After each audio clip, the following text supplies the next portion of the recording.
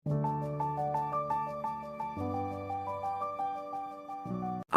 आप सुने पीपल पथवारी की कथा कहानी। एक बुढ़िया थी, उसने अपनी बहू से कहा, तू दूध दही बेच के आओ।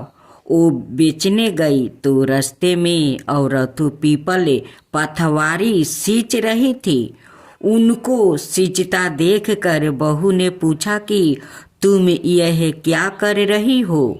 औरत बोली कि हम पीपल पथवारी सींच रही हूँ, इससे अन्न और धन होता है। 12 बरस का बिछड़ा हुआ पति मिल जाता है। तो बहू बोली, ऐसी बात है तो तुम पानी से सींचती हो तो मैं दूध से सींचूंगी। गुजरी बहू रोजाना दूध दही बेचने नहीं जाती। वो रोजाना दूध को पीपल में और दही पथवारी में सींचती है। सास दूध दही का दाम मांगती है तो कह देती है, महीना पूरा हो जाने पर लाकर दूंगी। महीना पूरा हो गया। पूर्णिमा के दिन बहू पीपल पथवारी के पास जाकर बैठ गई। पथवारी ने पूछा, तू मेरे पास क्यों बैठ गई? बहू बोली कि सासू दूध दही का दाम मांगी है। पीपल पथवारी बोली कि मेरे पास क्या दाम रखा है? यह भारा डिंडा पान पथौरा, इसको ले जा। बहू ने वही ले जाकर कोठरी में रख दिया और डर के मारे कपड़ा ओढ़ कर सो गई। सासू बोली, पैसा ले आई? बहू बोली, कोठरी में रखा है। सासू ने कोठरी खोल के देखी तो देखा हीरा मोती जगमगा रहा है। सासू बोली, बहू इतना धन कहाँ से लाई है? बहू ने आकर देखा तो सच में ही धन भरा हुआ है। बहू ने सास को सारी बातें बता दिया। सास ने कहा, अब की महीना में मैं भी पथवारी सींचूंगी। महीना आ गया। सास दूध दही तो बेचे आती, हंडी धोकर पीपल पथवारी में चढ़ा देती। आया कर बहू से कहती, मेरे से दाम मांगे। वो कहती, सासू जी कोई बहू भी दाम मांगती है? मगर सासू कहती है, तू मांगे। बहू बोली, सासू जी पैसा ले आओ। तो सास पीपल पथवारी के पास जाकर बैठ गई।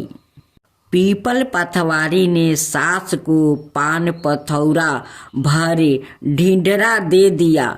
उसने ले जाकर कोठरी में रख दिया। बहू ने खोल कर देखा तो उसमें कीड़े मकोड़ा बिलबिला रहा है। बहू ने कहा, सासू जी यह क्या? सास ने आकर देखा और बोलने लगी, पीपल पथवारी बड़ी दोगली पटपीठन है, इसके तो धन दिया और मुझको कीड़ा मकोड़ा दिया। तब सब कोई बोलने लगे कि बहू तो सत्य की भूखी सच्ची थी, तुम धन की भूखी थी। हे पथवारी माता, जैसा बहू को दिया वैसा ही सबको देना, जैसा सास को दिया वैसा किसी को ना देना। शीतला माता की पूजा का पर्व हर साल चैत्रा महीने की कृष्णा पक्ष की अष्टमी तिथि पर मनाया जाता है। इस दिन शीतला माता की पूजा का विधान है। शीतला माता को आरोग्य की देवी माना जाता है। इनको ठंडा यानी शीतला भोजन अत्यंत प्रिय है। यही कारण है कि माता का भोग एक दिन पहले यानी सप्तमी तिथि को तैयार कर लिया जाता है।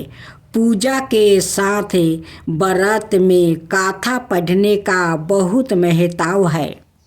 पौराणिक कथा के अनुसार एक बार पार्वती स्वरूपा देवी शीतला माता की पृथ्वी पर बर्मन करने की इच्छा हुई। उन्होंने विचार किया कि इस चराचर जगत में उनकी पूजा कौन करता है, कौन उन्हें मानता है। शीतला माता बुढ़िया का रूप धारण कर धरती पर राजस्थान के डुंगरी गांव पहुंची और देखा कि आसपास उनका कोई मंदिर नहीं है और ना ही कोई उनकी पूजा करता है। माता शीतला गांव की गलियों में घूम रही थी कि तभी एक मकान के ऊपर से किसी ने चावल का उबला पानी नीचे फेंका। उबलती पानी शीतला माता के ऊपर गिरा, जिससे शीतला माता के शरीर में फफोले छाले पड़ गया। शीतला माता के पूरे शरीर में तप होने लगा। शीतला माता चिल्लाने लगी, अरे मैं जल गई, मेरा शरीर तप रहा है, जल रहा है, कोई मेरी मदद करो। लेकिन उस गांव में किसी ने भी शीतला माता की मदद नहीं करने आया। एक कुम्हार महिला अपने घर के बाहर बैठी थी। उसने देखा कि बुढ़िया काफी जल गई है। महिला ने बुढ़िया माई पर खूब ठंडा पानी डाला और बोली, हे माँ, मेरे घर में रात की बनी हुई लबरी रखी है और थोड़ा दही भी है, तू दही लबरी खा ले। बुढ़िया माई ने ठंडी जवार के आटे की लबरी और दही खाया तो शरीर को ठंडक मिली। महिला की नज़र उस बुढ़िया माई के सिर के पीछे पड़ी तो कुम्हाइन ने देखा कि एक आँख वालों के अंदर छुपी है। यह देख कर वो कुम्हाइन डर के मारे घबरा कर भागने लगी। इसी दौरान उस बुढ़िया माई ने कहा, रुक जा बेटी, तू डर मत, मैं कोई भूत प्रेत नहीं हूँ, मैं शीतला देवी हूँ। मैं तो इस धरती पर यह देखने आई थी कि मुझे कौन मानता है, कौन मेरी पूजा करता है। इतना कहकर माता चार भुजा वाली हीरे जवाहरात के आभूषण पहने, सिर पर सौरन मटुक धारण किए अपने असली रूप में प्रकट हो गई। माता के दर्शन कर महिला सोचने लगी कि अब मैं गरीब इस माता को कहाँ पर बैठाऊं। उसने देवी से कहा कि मेरे घर में तो आपको बैठने तक का स्थान नहीं है, आपकी सेवा कैसे करूं। शीतला माता प्रसन्न होकर उस महिला के घर में खड़े गधे पर बैठ गई। उन्होंने एक हाथ में झाड़ू और दूसरे हाथ में डलिया लेकर महिला के घर की दलीदारता को झाड़ कर डलिया में भर कर फेंक दिया। साथ ही महिला से वरदान मांगने को कहा। महिला ने हाथ जोड़कर कहा, माता, मेरी इच्छा है कि अब आप इसी डुंगरी गांव में स्थापित होकर रहो। होली के बाद की अष्टमी को जो भी भक्ति भाव से पूजा करे, आपको ठंडा जल, दही, बासी ठंडा भोजन चढ़ाए, उसके घर की दलीदारता को दूर करो।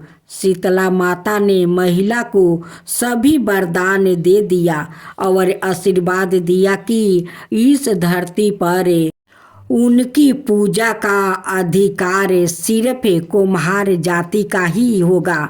उसी दिन से डुंगरी गांव में शीतला माता स्थापित हो गई और उस गांव का नाम हो गया सील की डुंगरी। शीतला माता अपने नाम की तरह ही शीतला है।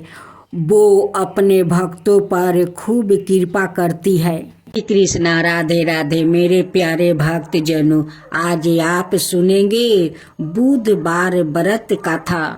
पूजा विधि आरती। हिंदू धर्म में बुधवार का दिन भगवान गणेश को समर्पित किया गया है। ऐसी मान्यता है जो व्याकृत इस दिन सच्चे मन से विघ्नहर्ता गणपति जी की उपासना और उपवास करता है, उसके जीवन में सभी कष्ट दूर हो जाता है। इस व्रत के प्रभाव से व्याकृत जीवन में सुख शांति आती है। इस व्रत को 7 बार के रोज में करना फलदायी माना जाता है। इतना ही नहीं, बुधवार व्रत करने से बुध ग्रह भी मजबूत होता है। जानिए बुधवार व्रत की कथा, पूजा विधि, मंत्र, महताओं और अन्य जरूरी बातें। एक समय की बात है, समातापुर नगर में मधुसूदन नाम का एक व्याकृत रहता था। उसका विवाह पास के ही नगर बलरामपुर की रहने वाली संगीता से संपन्न हुआ था। वो दिखने में सुंदर और सुशील थी। एक दिन मधुसूदन अपनी पत्नी को लाने के लिए ससुराल पहुंचा। वो उसी दिन अपनी पत्नी को विदा कराने की जिद पर आरा रहा, लेकिन उस दिन बुधवार था। पत्नी के घर वाले समझाने लगे कि बुधवार के दिन यात्रा करना अशुभ होता है, पर वो नहीं माना। संगीता के घर वालों को उस बुधवार के दिन ही विदा करना पड़ा। इस तरह वो दोनों बैलगाड़ी में बैठकर जाने लगे। कुछ दूरी तय करने के बाद रास्ते में बैलगाड़ी का एक पहिया टूट गया। फिर दोनों गाड़ी से उतर कर पैदल यात्रा करने लगा। इसी बीच संगीता को प्यास लगी। तभी मधुसूदन पानी लेने गया। जब वो पानी लेकर लौटा तो हैरान रह गया। उसने देखा कि उसकी पत्नी के साथ उसका कोई हम शकल बैठा है। पास जाकर उसने हम शकल से पूछा कि कौन हो। इस पर उस आदमी ने कहा कि उसका नाम मधुसूदन है और वो संगीता का पति है। इस पर मधुसूदन भड़क गया और बोला कि यह झूठा है। असली मधुसूदन तो मैं हूँ। मैं संगीता के लिए पानी लेने गया था। इस पर हम शकल ने कहा कि वो तो पानी लाकर संगीता को पिला भी दिया। अब इनमें संगीता के असली पति होने को लेकर झगड़ा होने लगा। तभी उस नगर के राजा का एक सिपाही वहां पहुंचा। उसने संगीता से पूछा कि उसके असली पति के बारे में सवाल किया। तब वो खुद दुविधा में थी। इस पर संगीता ने कोई जवाब नहीं दिया। फिर सिपाहियों ने उनको राजा के दरबार में पेश किया। पूरी कहानी सुनने के बाद दोनों को राजा ने जेल में डालने का आदेश दिया। घबराया हुआ मधुसूदन इसके बाद बुधदेव को याद कर उनसे क्षमा मांगने लगा। इसके बाद वहां आकाशवाणी हुई कि मधुसूदन, तुमने अरियल बर्ताव से भगवान बुधदेव काफी नाराज है। उन्होंने ही ऐसी दुविधा पैदा की है। तब मधुसूदन ने नरम आवाज में कहा कि हे महाराज, उससे बड़ी गलती हो गई है। वो आज के बाद से कभी भी बुधवार को यात्रा नहीं करेगा और हमेशा बुधवार के दिन व्रत भी रखेगा। क्षमा मांगने पर बुध देव का क्रोध शांत हो गया।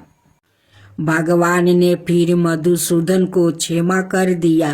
राजा के दरबार में मौजूद उसका हम शकल भी गायब हो गया। बुध देव की कृपा से राजा ने फिर मधुसूदन और संगीता को विदा कर दिया। राजमहल से जैसे ही वो आगे बढ़े तो रास्ते में बैलगाड़ी भी सही सलामत मिल गया। दोनों एक साथ खुशी खुशी अपने नगर लौट आए। इसके बाद से वो हर बुधवार का व्रत रखने लगा। उनका जीवन सरल और सुखमय हो गया। उनके काम काज में भी उन्नति होने लगी। बुधवार के दिन सुबह जल्दी उठकर सबसे पहले अपने घर की सफाई करे, फिर स्नान करके हरे रंग के कपड़े पहने। इसके बाद भगवान गणेश की पूजा करे। भगवान गणेश को धूप दीप कपूर चंदन और फूल अर्पित करे। भगवान गणेश को दूबा घास अवश्य चढ़ाए। भगवान गणेश के मंत्रों का जप करे। गणेश जी की आरती उतारे। बुधवार व्रत कथा पढ़ना बिल्कुल भी ना भूले। अंत में गणेश भगवान को लड्डुओं का भोग लगा। भक्त जनों, आज आप सुने महालक्ष्मी व्रत कथा। माँ लक्ष्मी की जय हो, माँ लक्ष्मी की जय हो।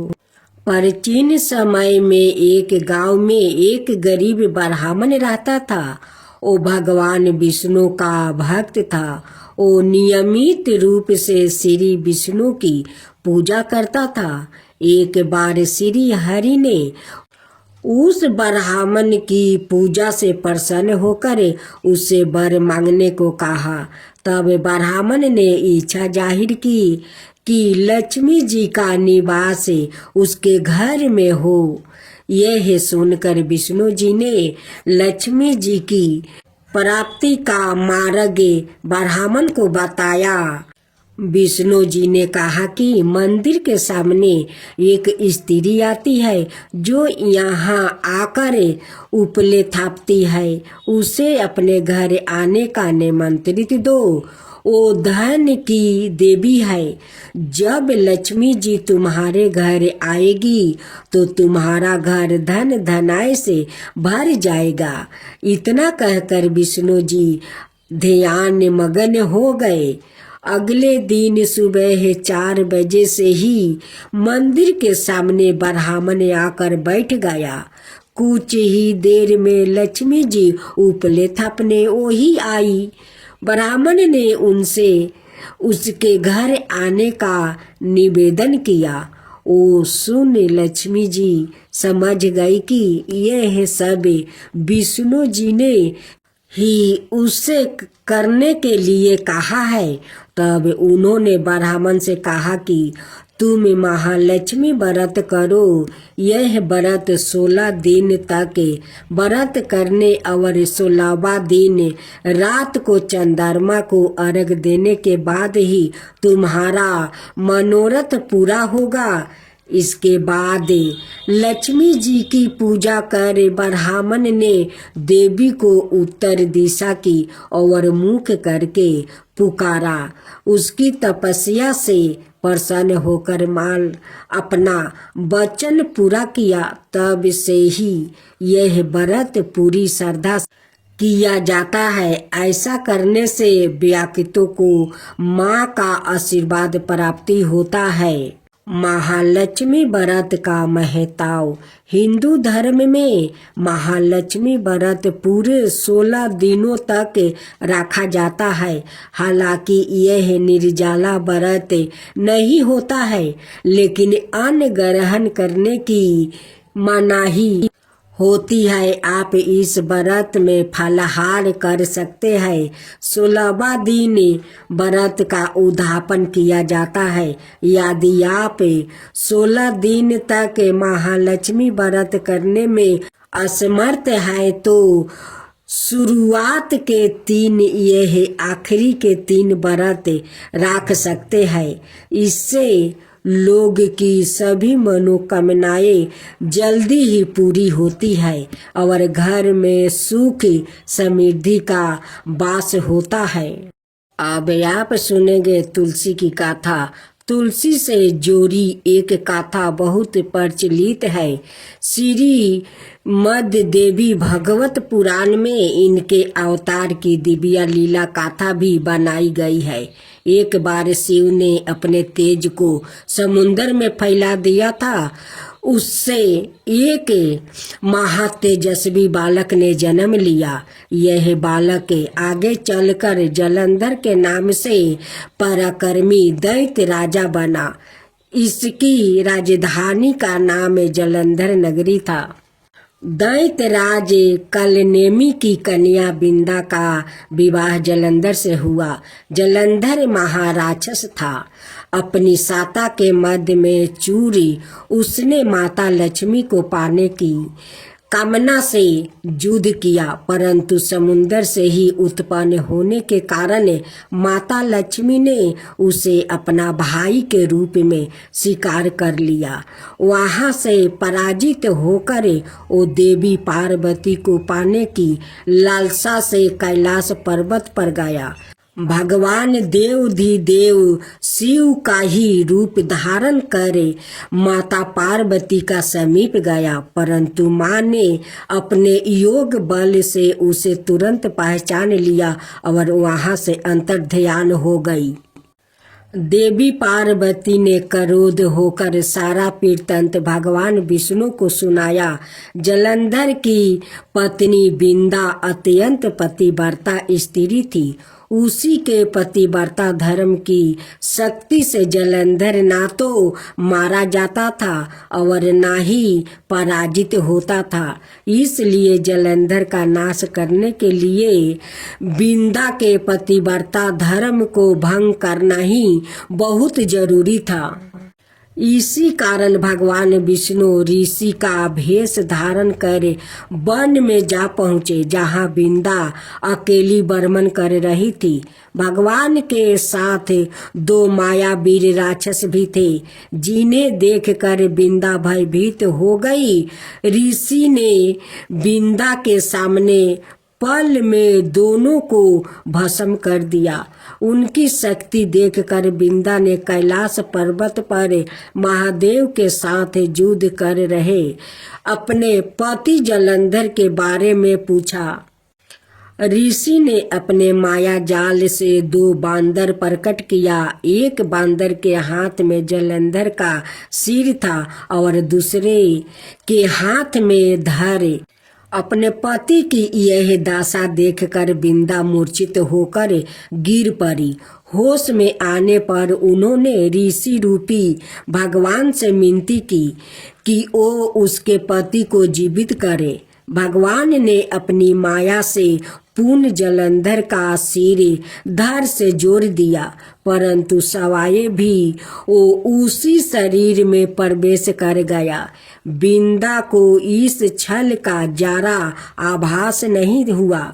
जलंधर बने भगवान के साथ बिंदा पतिव्रता का व्यवहार करने लगी, जिससे उसकी पतिव्रता भंग हो गया।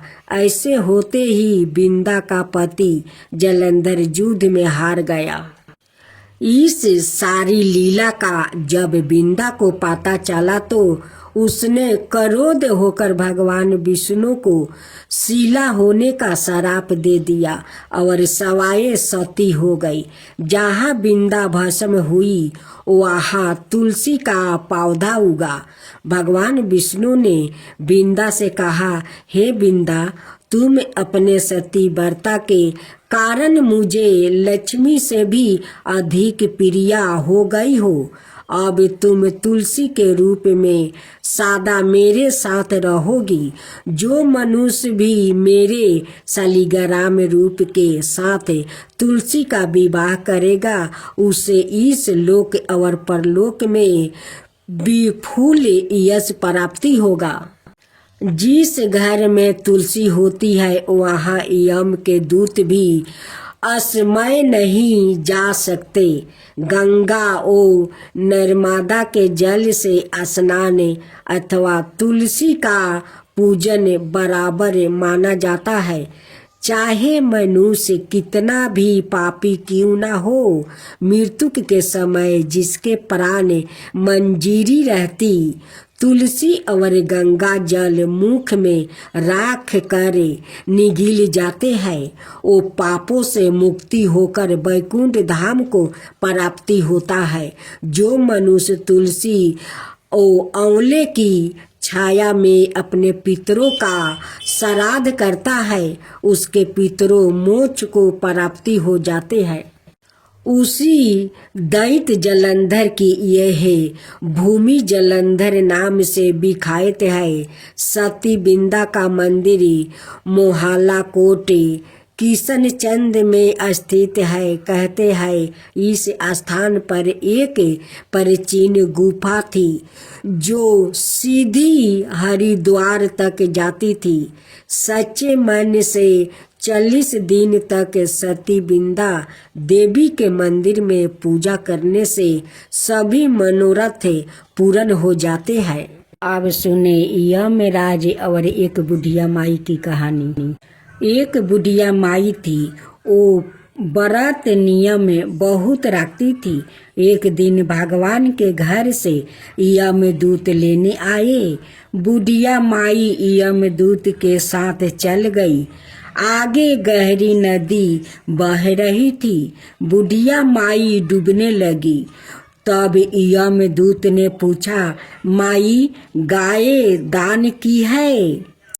बुढ़िया माई ने मन में गाय माता का ध्यान किया तो गाय माता उपस्थित हो गई। गाय की पोंछ पकड़ कर बुढ़िया माई ने नदी पार कर लिया। आगे गई तो काले कूते खाने दौड़े। तब यमदूत ने पूछा, कूते को रोटी दी है क्या? बुढ़िया माई ने मन में कूते का ध्यान किया तो कूते चले गए। आगे चली तो काले कौआ बुढ़िया माई को चोंच मारने लगा। तब यमदूत ने कहा, ब्राह्मणी की बेटी को सिर में तेल लगाने को दिया है या नहीं? बुढ़िया माई ने ब्राह्मण की बेटी को याद किया तो कौआ ने चोंच मारना छोड़ दिया। आगे गई तो पैरों में कांटा चुभने लगे। यमदूत ने कहा, चप्पल दान किया है? बुढ़िया माई ने याद किया तो चप्पल पैरों में आ गई। आगे चली तो चित्रगुप्त जी ने यमदूतों से पूछा, आप किसको ले आए हो? यमदूत ने कहा कि बुढ़िया माई ने बहुत दान पुण्य किया है लेकिन धर्मराज जी का कुछ नहीं किया है, इसलिए आगे के द्वार बंद है। तब बुढ़िया माई ने मिनती की कि मुझे 7 दिनों के लिए धरती पर जाने दो। मैं इन 7 दिनों में धर्मराज जी की कहानी सुनकर उद्यापन कर आपस आ जाऊंगी। धर्मराज जी ने उसके प्राण लौटा दिया। धरती पर बुढ़िया माई के शरीर में जान वापस आ गई। सभी लोग बुढ़िया माई को जीवित देखकर भूतनी भूतनी चिल्लाकर भागने लगे भाग्य खोर हुए बुढ़िया माई अपने घर आई। बेटे बहू से कहा, मैं भूतनी नहीं हूँ, मैं तो धर्मराज के कहे अनुसार वापस आई हूँ। मैं प्रत्येक दिन धर्मराज की कहानी सुनकर उसका उद्यापन करके वापस परलोक चली जाऊंगी। यह सुनकर बेटे बहू ने पूजा की सभी सामग्री ला दिया, लेकिन कहानी के समय हुंकार नहीं भरी। तब बुढ़िया माई पड़ोसिन के पास गई, पड़ोसिन से कहानी सुनी और हुंकार भी भरी। बुढ़िया माई ने 7 दिनों के पश्चात उद्यापन कर दान किया। 7वें दिन जमराज जी ने बुढ़िया माई के लिए स्वर्ग से विमान भेजा। विमान देखकर सभी गांव वालों ने स्वर्ग जाने के लिए कहा। तब बुढ़िया माई ने कहा, मेरी कहानी तो केवल पड़ोसिन ने सुनी है। यह सुनकर सभी गांव वालों ने बुढ़िया माई के पांव पकड़ लिया और धर्मराज की कहानी सुनने को कहा। बुढ़िया माई से कहानी सुनने के बाद सभी गांववासी विमान में बैठकर स्वर्ग पहुंच गया। सभी गांववासी को देखकर धर्मराज ने कहा, मैंने तो केवल बुढ़िया माई के लिए विमान भेजा था। बुढ़िया माई ने कहा, मेरी कहानी इन सब ने सुनी है, इसलिए मेरा आधा पुण्य उनको दे दो और स्वर्ग में वास भी दे दो। तब धर्मराज जी ने सभी गांववासियों को स्वर्ग में वास दे दिया। सो हे धर्मराज जी, जैसे बुढ़िया माई को स्वर्ग दिया वैसा ही सबको देना। कहानी सुनने वाले को, कहने वाले को, कहते सुनते हुंकार भरने वाले को।